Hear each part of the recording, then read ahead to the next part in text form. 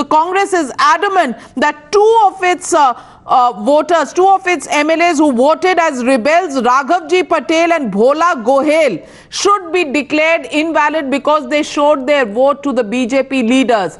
So two of these rebels of the Congress party, Raghavji Patel and Bhola Gohel, it's based on these two rebels of the Congress party why the Congress party is adamant and taking this entire fight to the Election Commission. What we are being given to understand that the Election Commission at the center unlikely to step in. दो ऐसे विधायक हैं गुजरात में, भोला भाई गोहिल और राघवजी भाई पटेल, जिन्होंने राज्यसभा चुनाव में अपना वोट डालने के बाद पार्टी के एजेंट को दिखाने की बजाय उन्होंने भाजपा के राष्ट्रीय अध्यक्ष अमित शाह, केंद्रीय मंत्री स्मृति ईरानी और जो एक इंडिपेंडेंट उम्मीदवार हैं बलवंत सिंह राजपूत, उनको वो वोट दिखाया। कानून के मुताबिक rule 39 conduct of election rules के मुताबिक ये वोट खारिज होना चाहिए। वीडियो में ये बाकायदा रिकॉर्ड हुआ है, इलेक्शन ऑब्जर्वर वहां मौजूद थे। भाजपा के राष्ट्रीय अध्यक्ष के सामने जब कानून की अवहेलना हो रही है और वो उस कानून की अवहेलना में शामिल हैं, तो और क्या बचा है।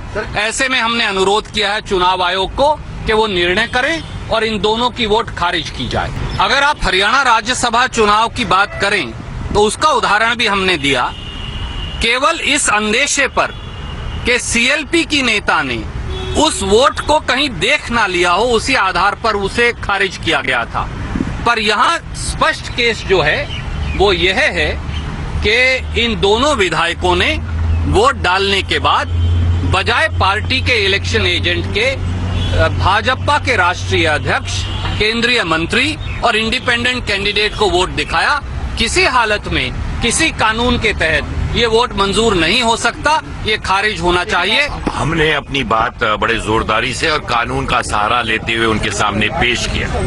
उनका कहना था कि आरओ से हम बात करेंगे और आरओ का रिपोर्ट जो आएगा उसी को मान्य करेंगे।